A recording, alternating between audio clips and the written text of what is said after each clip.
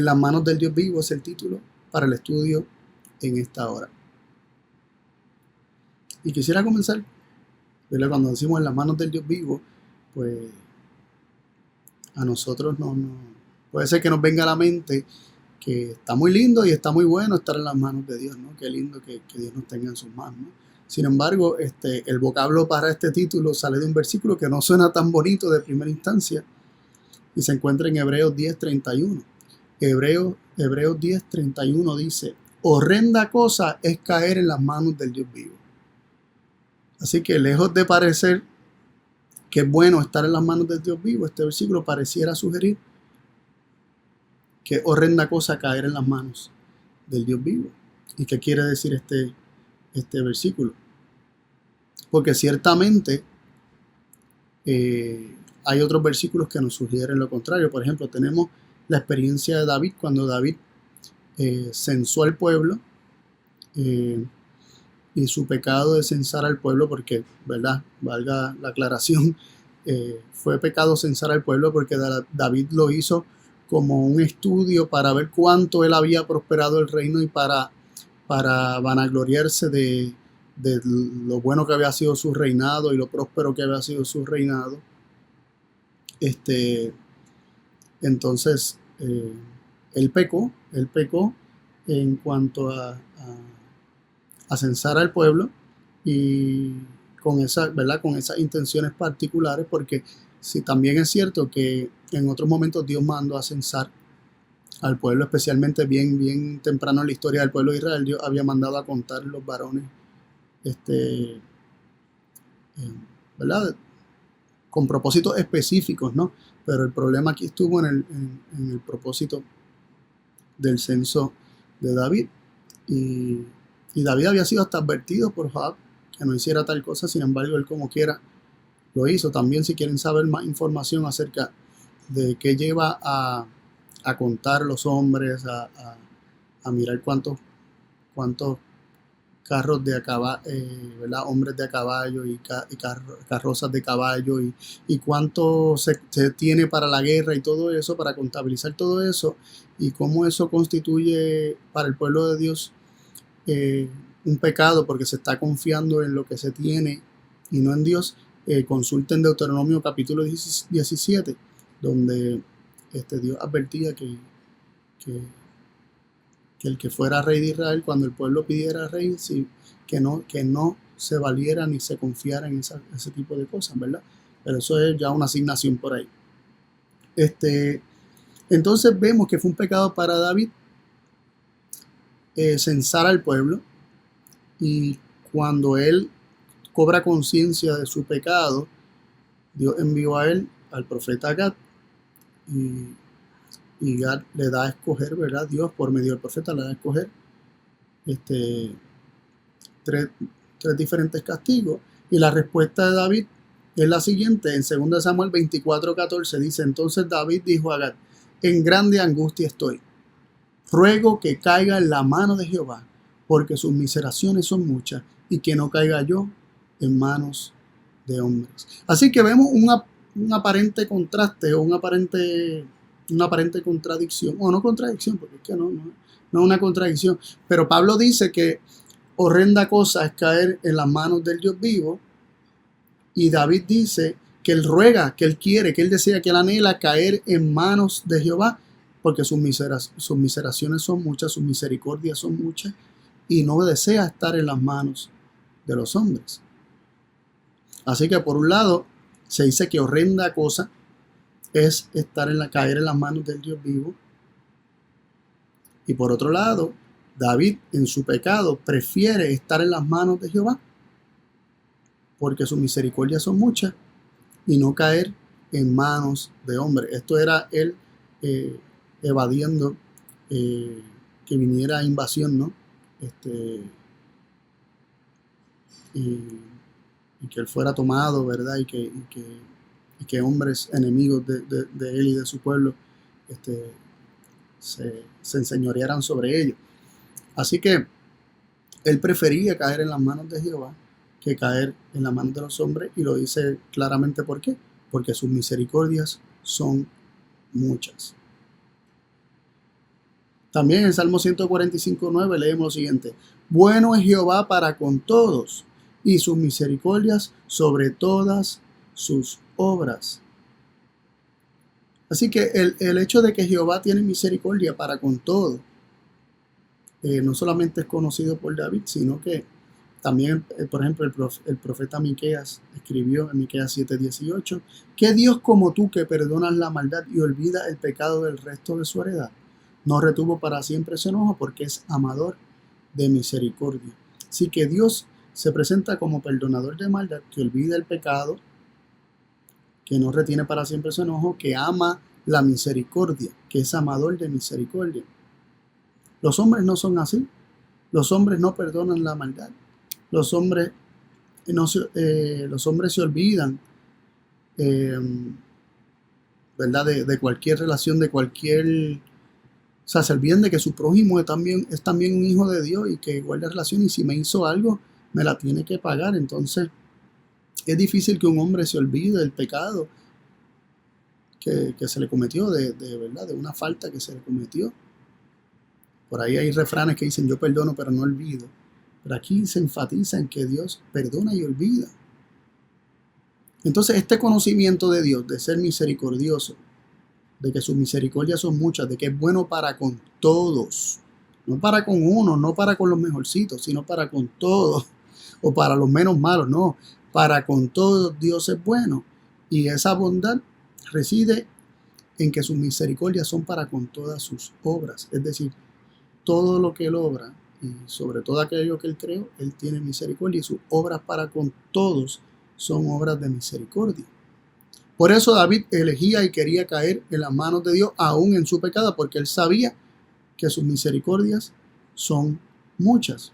Entonces, ¿qué quiere decir esto de horrenda cosa es caer en las manos del Dios vivo? Vamos a seguir viendo algunos versículos que nos van a ir explicando un poco más esto. Vemos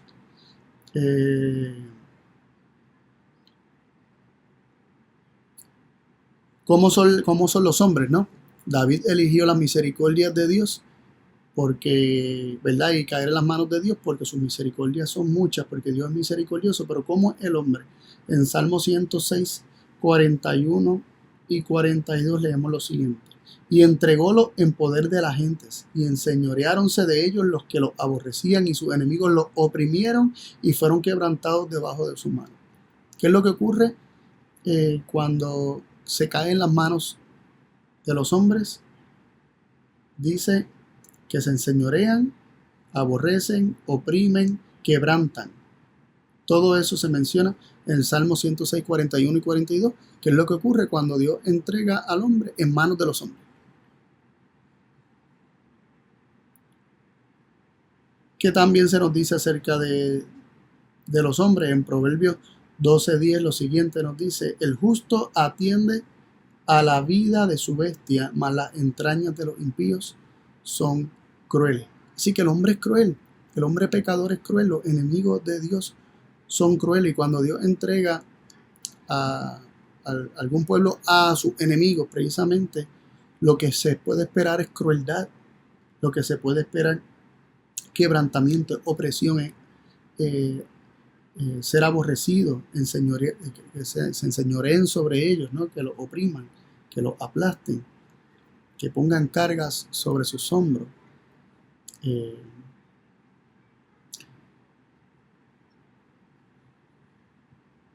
Mire cómo dice Isaías 47:6: enojéme contra mi pueblo, profané mi heredad. Dice que Dios se enoja contra su pueblo, profana su heredad. ¿Cómo se enojó y cómo es que los profanó? Dice: entreguélos en tu mano. Esto es hablándole a Babilonia, ¿no? Entreguélos en tu mano, no le hiciste misericordia. Sobre el viejo agravaste mucho tu yugo. Así vemos que Dios tiene una reprensión para aquella nación a la cual Dios le entregó a su pueblo. Y dice que Dios profanó a su pueblo entregándolo en las manos de Babilonia. Y dice: no le hiciste misericordias. Es decir, los entregué en tu mano, pero es pecado tuyo el no haber tenido misericordia de ellos, sino que agravaste aún sobre el viejo, agravaste tu yugo. Terrible, ¿no? Y vemos cómo Dios le cuenta como pecado y como maldad el que aún por el pecado de su pueblo, ese pueblo, su pueblo, el pueblo de Israel, caiga en manos de enemigos, y cuando los enemigos los tratan mal, Dios o les dan algún castigo, lo que sea, ¿verdad? Que son las consecuencias del pecado del pueblo de Israel. Dios le cuenta también como pecado esa crueldad, ese no tener misericordia de su pueblo por parte del enemigo. Dios se lo cuenta como pecado. Dios se lo cuenta como maldad. Y de hecho, le reclama y le deja saber que por eso, por no haber tenido misericordia de su pueblo, también será entregado en manos de otros. Así que vemos cómo Dios es misericordioso, cómo los hombres son crueles y cómo Dios le reclama a los hombres en cuyas manos entrega a algún pueblo, les reclama el no haber tenido misericordia de ese otro pueblo. Porque Dios es amador de misericordia, como leímos en Miqueas 7:18. Entonces, volviendo a que horrenda cosa es caer en las manos del Dios vivo. Lo primero que quisiera mencionar es que esa palabra horrenda no aparece mucho en la Biblia. Aparece, si no me equivoco, 3 veces solamente, y es en el libro de Hebreo. Y la palabra se traduce 2 veces como horrenda y una vez como terrible. Y la palabra viene del verbo fobeo, es foberos, viene siendo la palabra un adjetivo que describe, es temible, porque fobeo es el verbo de temer, de tener miedo, donde viene nuestra palabra fobia, y una traducción más literal podría ser temible, es una cosa temible, horrenda cosa, temible cosa es caer en las manos del Dios vivo. Pero vamos a ver otros versículos del hebreo donde se utiliza la misma palabra y precisamente en el mismo capítulo, varios versículos antes, se nos da un poco el contexto de qué se está hablando y para quién es horrenda cosa caer en las manos del Dios vivo. Leemos ahora en Hebreos 10, versículos 26 y 27. Dice: porque si pecáremos voluntariamente, después de haber recibido el conocimiento de la verdad, ya no queda más sacrificio por los pecados, sino una horrenda expectación de juicio y de hervor de fuego que ha de devorar a los adversarios. Así que aquí se utiliza nuevamente la palabra horrenda, se le llama horrenda expectación de juicio en el versículo 27, y de hervor de fuego que ha de devorar a los adversarios. Así que vemos que esto está en conexión con los adversarios, con los enemigos de Dios. Y se habla específicamente quiénes son esos adversarios. Son aquellos que pecan voluntariamente después de haber recibido el conocimiento de la verdad. Y dice que ya no queda más sacrificio por los pecados. O sea, ya Dios no puede dar más de lo que dio para convencerlos de su amor, para traerlos hacia sí.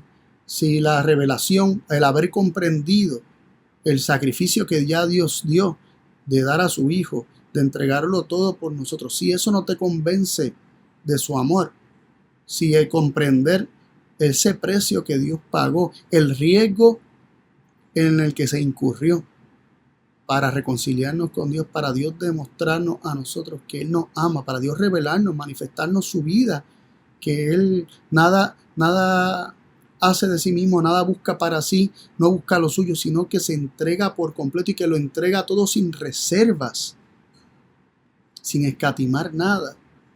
Si eso no nos convence de su amor para acercarnos, para ser atraídos a Él, no hay nada más que Dios pueda hacer. Por eso dice que ya no queda más sacrificio por los pecados.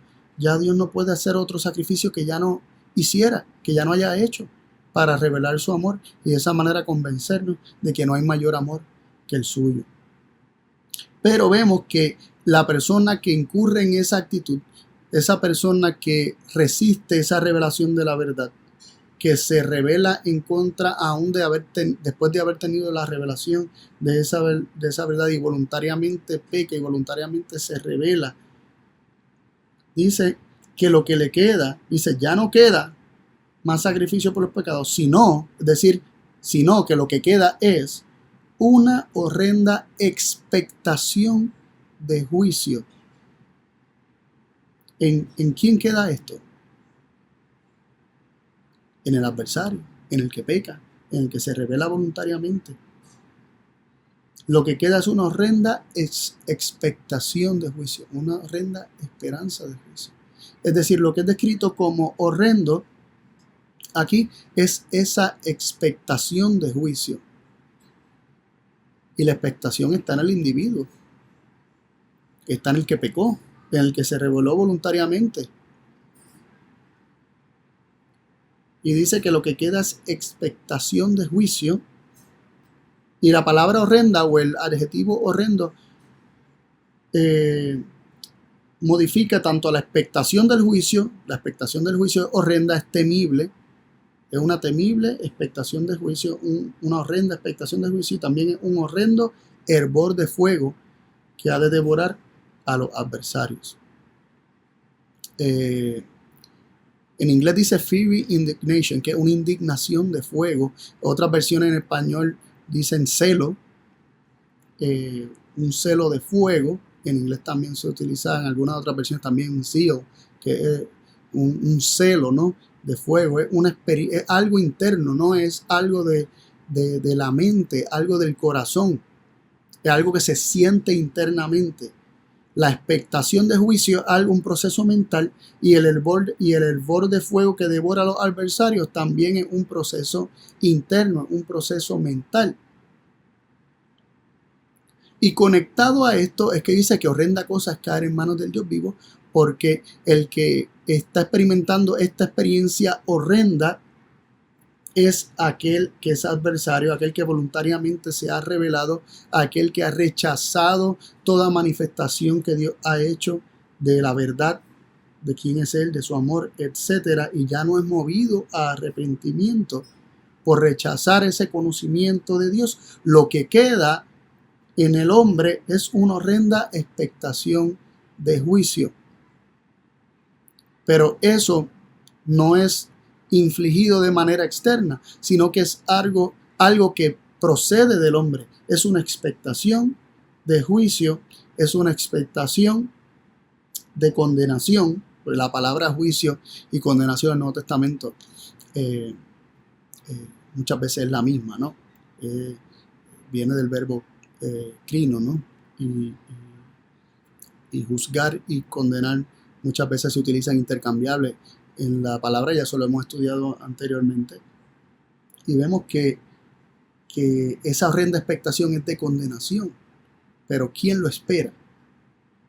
Quien lo espera para esa persona es que es horrendo. Por lo tanto, horrenda cosa es caer en manos del Dios vivo para aquel que tiene la horrenda expectación de condenación o de juicio.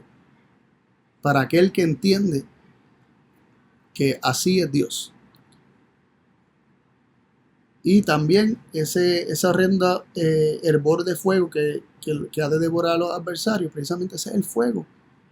Esa expectación de condenación, ese fuego que devora a los adversarios, es un fuego interno, como describe Ezequiel 28, que ocurrirá con Lucifer, que saldrá, que fuego que sale de en medio de él es lo que lo consume. Es un fuego interno. Así como Cristo se describe en los Salmos como experimentando un fuego interno también, y que eso fue lo que le causó la muerte, hizo que su corazón le fallara y que muriera en la cruz del Calvario. No por los azotes ni por el maltrato físico, sino por la carga emocional, por el peso de los pecados. Y su corazón le falló. Y así se describe, y que su corazón se derritió como cera, que fue como si le pusieran calor o fuego de manera interna, y su corazón le falló. Eso le pasó a Cristo, y eso es lo que experimentará todo aquel que se aferre a su pecado y no lo entregue. Eso es lo que su pecado le hará Vemos que también en Hebreos 12:21 se utiliza la misma palabra, dice, y tan terrible cosa era lo que se veía que Moisés dijo, estoy asombrado y temblando. Y aquí vemos algo muy interesante. Esta terrible cosa que se habla en este versículo de Hebreos 12:21 es la misma palabra terrible y horrenda. Horrenda cosa era lo que se veía. Esto está hablando del evento del Sinaí. Dios manifiesta su gloria. Dios manifiesta su gloria allí en el Sinaí. Y dice tan terrible, tan horrendo a los ojos de los hombres pecadores. Era lo que se veía que el mismo Moisés dijo, estoy asombrado y temblando. Pero vemos que esto tiene que ver más con la percepción del hombre que con una realidad. Y esto es la percepción del hombre pecador. Porque dice que era terrible lo que se veía allí. Y nosotros pensamos que era terrible u horrendo, porque es la misma palabra, temible. Era tan temible que Moisés dijo, estoy asombrado y temblando. Entonces, esto nos revela algo muy interesante. Esta horrenda cosa está vinculada, o esta experiencia y esta palabra de horrenda o temible está vinculada precisamente al temor, a una experiencia de temor, a una experiencia de asombro y temblor. Pero el perfecto amor echa fuera el temor. Hemos estudiado eso muchas veces. En 1 Juan 4:18 nos dice que en el amor no hay temor, mas el perfecto amor echa fuera el temor, porque el temor tiene pena, tiene castigo, tiene condena. El temor, del temor procede un castigo, del temor procede condena. Y para aquellos que quieran estudiar esto más en detalle, tenemos una presentación que se llama El castigo del temor, y lo pueden buscar por allí en nuestro canal que te conozcan. Porque el temor tiene pena, de donde el que teme no está perfecto en el amor. Así que hay un castigo, hay una condena, hay una pena, hay una penalidad que procede del temor. El temor tiene ese castigo, el temor tiene esa pena. Por eso es que es temible cosa es caer en las manos del Dios vivo, y por eso vemos que hay una horrible o temible expectación de juicio o de condena y de un hervor de fuego, un horrendo hervor de fuego que ha de devorar a los adversarios. Ese horrendo hervor de fuego que ha de devorar a los adversarios es esa terrible expectación de juicio o de condena, es precisamente esa pena que procede del temor, del miedo. Y el miedo procede del desconocimiento de Dios, porque el perfecto amor echa fuera el temor, y Dios es amor. Es decir, conociendo a Dios que es amor, el perfecto, o sea, el amor se perfecciona en nosotros, el conocimiento de su perfecto amor se perfecciona en nosotros, y el temor es echado fuera. Cuando nosotros conocemos y creemos el amor que Dios tiene para con cada uno de nosotros, como dice 1 Juan 4:16, el amor es perfeccionado en nosotros, como dice el versículo 17, y tenemos confianza en el día del juicio. Sin embargo, aquel que no conoce a Dios, aquel cuyo conocimiento del amor no fue perfeccionado,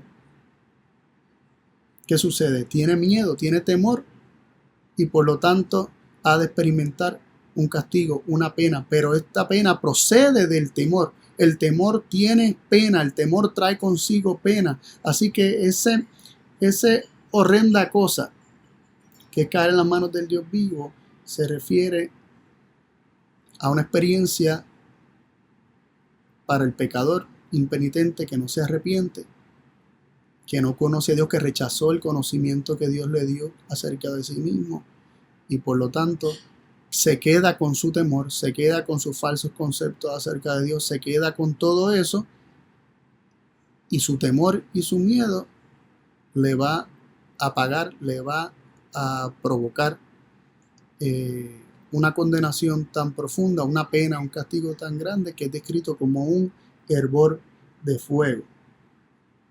Ahora, yo quisiera que consideráramos algunos versículos que nos siguen ampliando ¿verdad?, el panorama sobre esto. Nos dice en Deuteronomio 5:5, dice, yo estaba entre Jehová y vosotros para denunciaros la palabra de Jehová, porque vosotros tuvisteis temor del fuego y no subisteis al monte. Entonces aquí está hablando Moisés justo de cuando les va a repetir los 10 mandamientos de Deuteronomio, le está recordando aquel momento en el Sinaí y dice: yo estaba entre vosotros, entre Jehová y vosotros, para denunciar las palabras de Jehová. ¿Por qué razón? Porque vosotros tuvisteis temor del fuego y no subisteis al monte. Solamente Moisés se acercó al monte, nos dice Éxodo capítulo 20, después de que dio los 10 mandamientos. Ellos no quisieron acercarse, más bien se alejaron por miedo. Y aquí Moisés le está recordando lo que pasó. Ellos tuvieron temor del fuego. ¿Qué ellos pensaban que iba a ocurrir cuando ellos vieron ese fuego? ¿Qué ellos pensaron?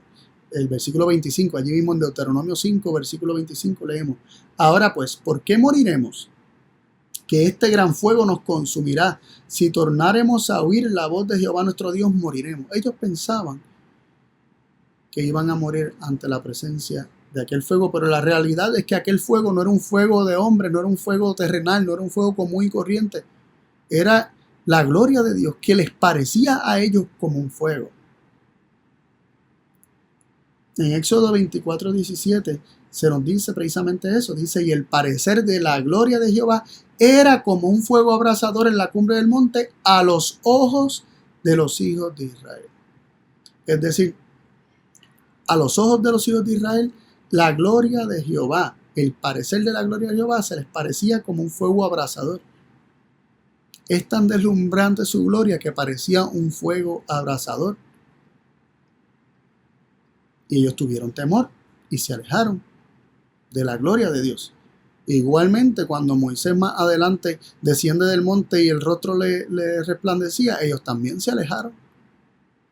Y Moisés tuvo que cubrir su rostro. ¿Por qué? Porque ellos tenían miedo. Tenían miedo de la gloria de Jehová. Y esto es precisamente lo que ocurre, como se ve a Dios en una luz equivocada, porque se desconoce su gloria, se desconoce su carácter y voluntariamente se ha rechazado las revelaciones que Dios le ha dado a cada hombre de su carácter. Los pecadores, los adversarios descritos en Hebreo, lo han rechazado. Por lo tanto, el parecer de la gloria de Dios, cuando ésta se manifiesta o se manifieste, les va a parecer un fuego abrasador que les ha de provocar tremendo miedo, y ellos y ese miedo les traerá pena, les dará un castigo, les traerá una penalidad que produce el temor, el miedo en el hombre. Miren cómo nos dice en Lucas 21 del 25 al 27, nos dice: entonces habrá señales en el sol, en la luna y en las estrellas, y en la tierra angustia de las gentes confundidas a causa del bramido del mar y de las olas, desfalleciendo los hombres por el temor y la expectación de las cosas que sobrevendrán en la tierra, porque las potencias de los cielos serán conmovidas. Entonces verán al Hijo del Hombre que vendrá en una nube con poder y gran gloria. Dice que los hombres desfallecerán por el temor cuando se estén dando estas señales en el sol, la luna y las estrellas.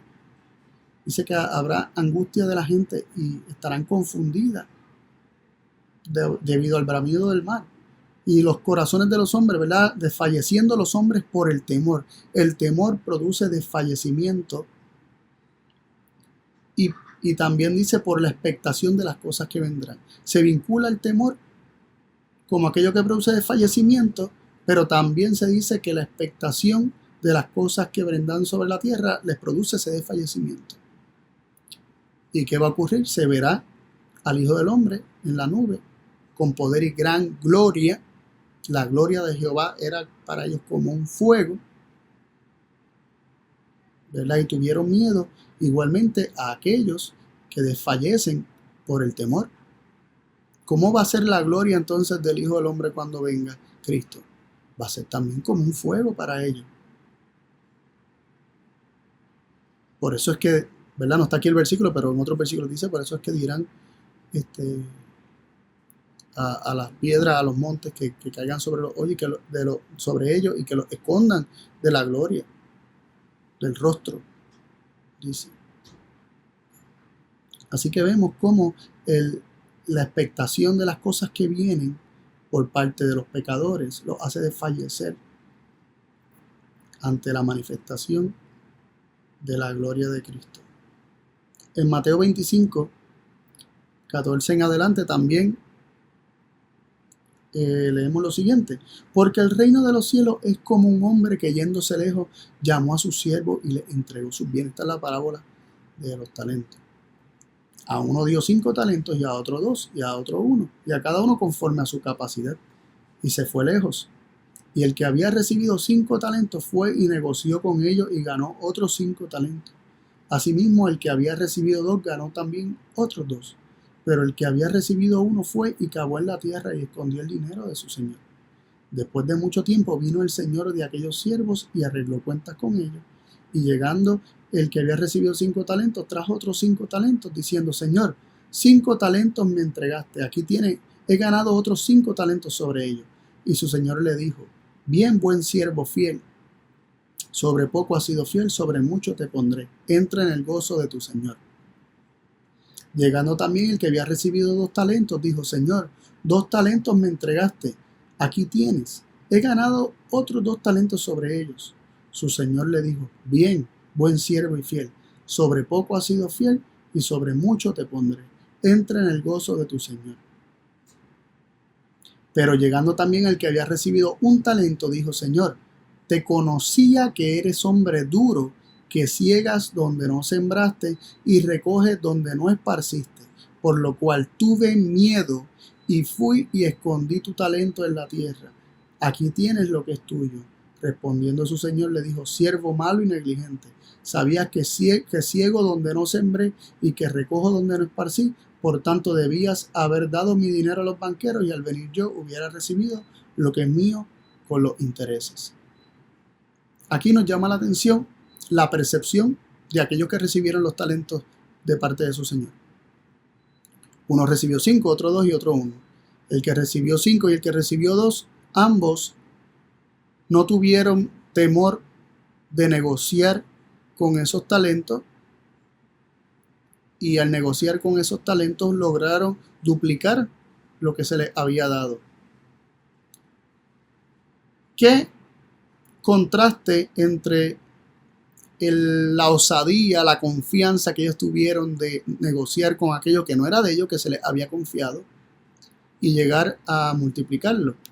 Ellos tuvieron un atrevimiento, podríamos decir, se arriesgaron, pero en el caso del otro, ¿verdad? El que recibió solamente 1, vemos un contraste bien marcado, porque a diferencia de haber obrado con confianza, vemos que él obró con temor. ¿Y a qué se debía este temor? A un conocimiento equivocado que él tenía, que era un conocimiento distinto de su señor que no tuvieron los otros 2. Él le dice: yo te conocía que eres hombre duro. Miren el conocimiento que él tiene. Como él piensa que es hombre duro, ¿qué es lo que hizo? Tuvo miedo. Y ese miedo lo llevó a no hacer nada con ese talento, sino a esconderlo y luego darle: toma, no lo quise perder, no me quise arriesgar, porque yo sé que tú eres un hombre duro. Lo interesante es que conforme a ese mismo juicio que él tuvo, es que él es juzgado. Y no solamente conforme a ese mismo juicio, sino que se le deja creer lo que él creía. Y aquí ¿verdad? Recordamos el versículo que nos dice en Mateo 7:2, que con el juicio que juzguéis seréis juzgados, y con la medida que medís os volverán a medir. Es decir, ese hombre que recibió un talento tuvo un juicio y juzgó a su señor como duro. Pues entonces a él se le permite seguir teniendo ese juicio, con su propio juicio de que él es duro, de que ese señor es duro, es que él es juzgado. Y vemos otra, ¿verdad? La misma parábola en Lucas 19, pero con detalles distintos, ¿no? Y un lenguaje un poco distinto, pero aporta mucho, enriquece la comprensión. Nos dice en Lucas 19, del 12 en adelante: dijo pues, un hombre noble se fue a un país lejano para recibir un reino y volver. Aquí ya de lleno nos parece un lenguaje que nos habla acerca de Cristo, que fue a recibir un reino a prepararnos un lugar y volvería para tomarnos consigo. No. Y llamando a 10 siervos suyos, les dio 10 minas y les dijo: negociad entre tanto que vengo.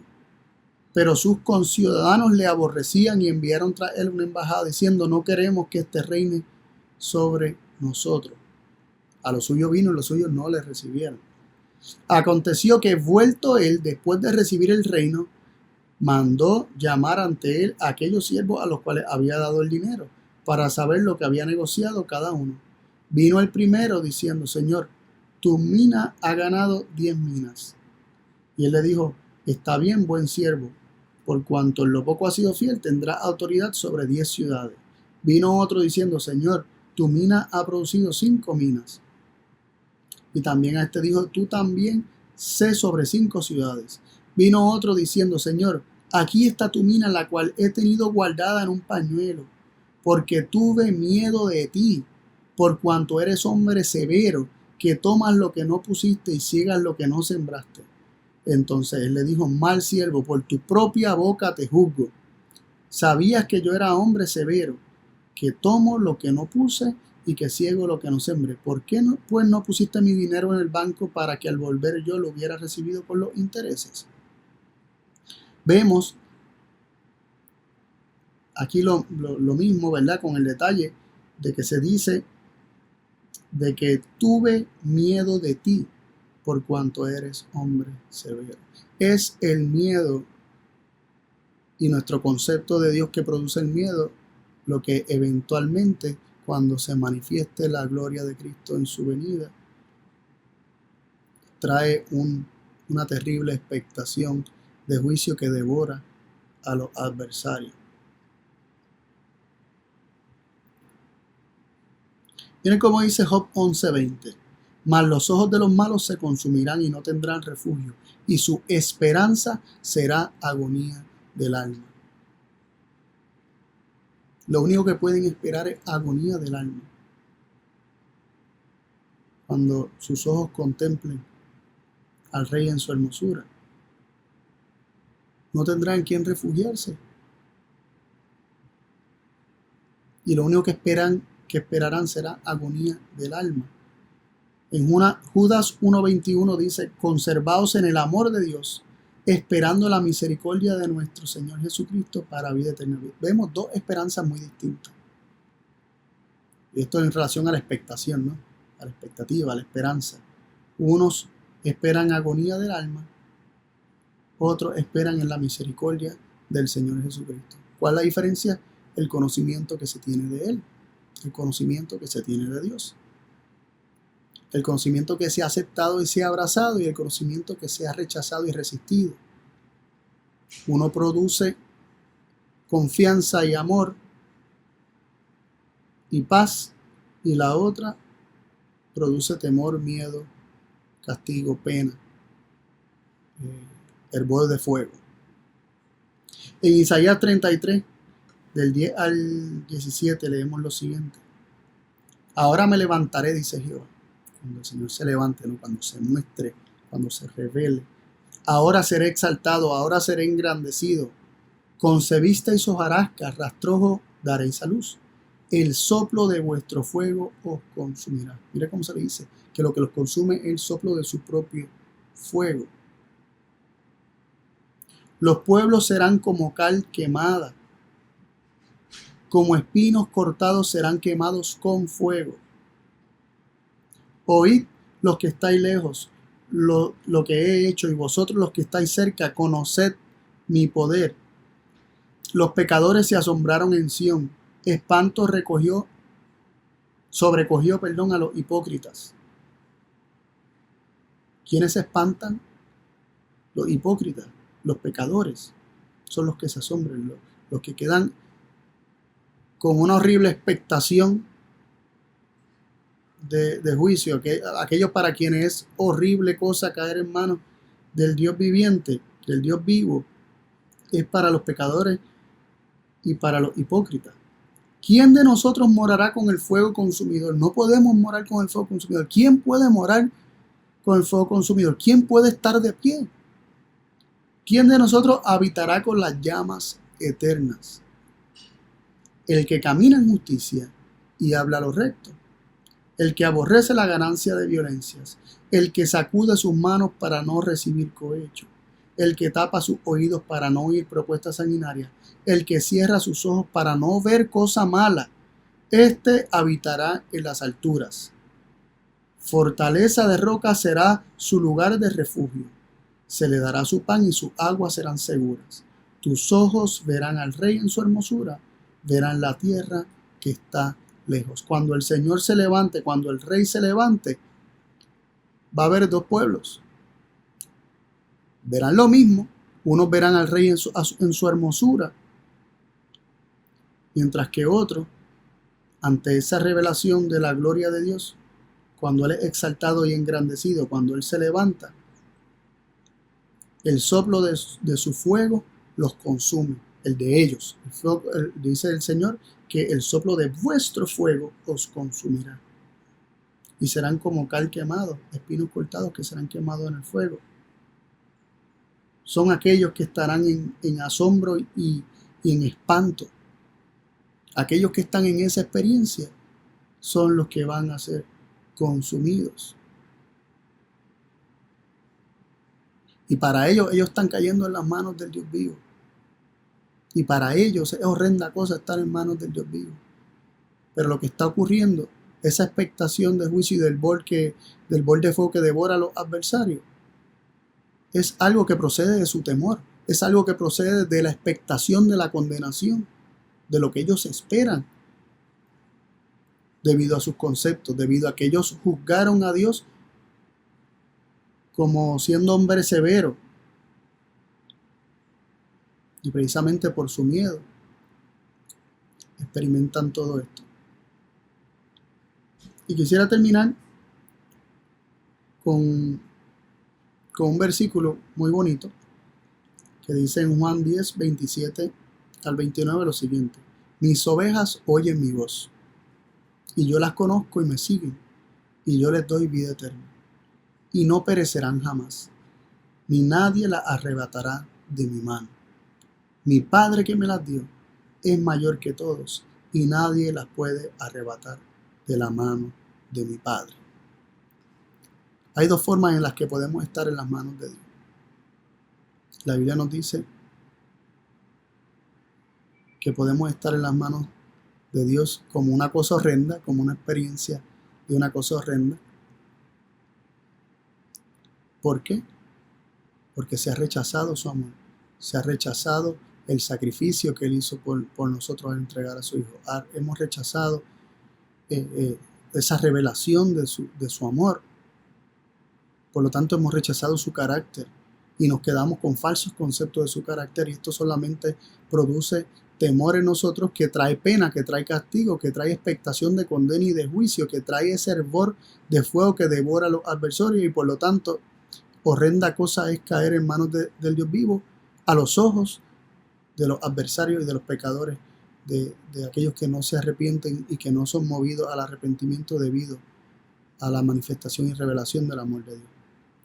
Pero por otro lado están aquellos, como David, que prefieren caer en manos de Dios debido a su misericordia, debido a que se conoce su amor y su perdón, debido a que se sabe que Dios es bueno para con todos. Aquellos que oyen la voz de Cristo le siguen y reciben vida eterna. Y dice que no perecerán jamás, y nadie las puede arrebatar de la mano de Cristo. ¿Por qué? Porque quien se las dio a esas personas fue el Padre, que es mayor que todo. El Padre es mayor que todo. Dice, y nadie las puede arrebatar de la mano de mi Padre. Estar en las manos del Dios vivo puede ser también una experiencia preciosa y hermosa de protección, de cuidado, de seguridad. Pero si se rechaza al pastor, si se rechaza a Cristo, si se rechaza la revelación de Dios en Cristo Jesús, si se rechaza todo aquello que Dios está revelando y nos ha revelado por medio de Cristo acerca de su persona, no seremos perfeccionados en el amor. Lo único que quedará será temor, y este temor producirá esa horrenda expectación de juicio, de condena, ese hervor de fuego en nosotros. Y lamentablemente para aquellos que rechacen esa revelación, será horrenda cosa caer en las manos del Dios vivo. A sus ojos, la misma revelación del Rey en su hermosura les será algo terrible. Les será como un fuego abrasador, como un fuego consumidor. Porque se fijó en su mente y en sus corazones un concepto de Dios equivocado. Y Dios no puede hacer nada para cambiar eso, porque ellos han rechazado la cruz y han rechazado toda manifestación que Dios les ha dado para hacerlos recapacitar y considerar que Él no es de esa forma. Y Dios no puede forzar que lo vean de otra forma. Así que, en las manos del Dios vivo, ¿cómo queremos estar en esas manos? ¿Cómo vamos a estar en esas manos? ¿Nos da temor estar en esas manos? ¿Para nosotros es horrenda cosa estar en esas manos? ¿O gracias a la revelación de Dios en Cristo Jesús, para nosotros es una delicia estar en las manos del Padre, sabiendo que Él cuida de nosotros? Y podremos contemplar al Rey en su hermosura, tal como Él es, sin tener temor, sino teniendo gozo y alegría de estar en las manos de Dios y de su Hijo Jesucristo. Que Dios nos ayude a no rechazar. Vemos que lo que produce todo esto es el rechazo al sacrificio que se ha dado, que se ha hecho por nosotros, como decía en Hebreos 10, allí mismo en el versículo 26 y 27, que si pecamos voluntariamente después de haber recibido el conocimiento de la verdad, no queda más sacrificio por los pecados, porque hemos rechazado ese pecado. De hecho, los versículos subsiguientes dicen que si se llama inmunda la sangre que fue derramada, la sangre del pacto, ¿no?, que fue derramada, si se le llama inmundo y se tiene por inmundo, si esos son los conceptos que se tienen, que no se comprende el significado de ello y el valor de lo mismo, o sea, de la misma, entonces horrenda cosa va a ser caer en manos del Dios vivo. Que Dios nos ayude a no rechazar ni por un segundo la revelación que nos da de su amor, para que el temor sea echado fuera por completo y no tenga ninguna pena, ningún castigo, ni no nos pueda tocar el temor a nosotros, porque estaremos cobijados, protegidos, resguardados por la revelación del amor de Dios, que nos da confianza en el día de juicio.